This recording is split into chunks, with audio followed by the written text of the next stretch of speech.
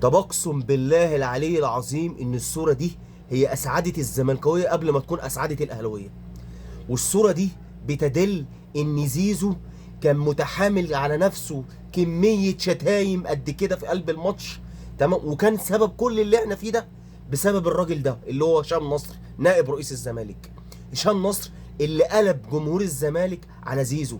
هشام نصر اللي طلع في البرامج كلها قعد يقول ان زيزو طالب 80 مليون وطالب 100 مليون، وقعد يتكلم على ارقام المفروض ان ده لاعب عندك ما كنتش ينفع ان انت تسلمه كده لايه للجمهور. حتى لو هو غلط مثلا وباع جمهور الزمالك وكل الكلام ده، بس انت برضو كمجلس اداره ما قدرتش تحافظ عليه، ولا قدرت ان انت تخلي بالك من اللعيبه اللي موجوده، ولا ان انت تحافظ على قوامك الاساسي اللي موجود اصلا. لكن للاسف ده منظر. وبصراحه ربنا انا كزملكاوي مبسوط ان انا اشوف نائب رئيس الزمالك اللي ملوش اي 30 لازمه ولا ليه اي 30 دور بالمنظر ده، انه مش متعبر ولا اصلا ليه اي 30 لازمه.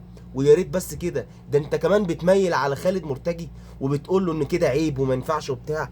يقوم خالد مرتجي تاني يوم منزل على صفحته صوره ان زيزو مش معبرك. شوفوا قد ايه انتوا مالكوش لازمه. يعني بجد والله العظيم جمهور الزمالك كله بلا استثناء بيقول لكم يا ريت تمشوا.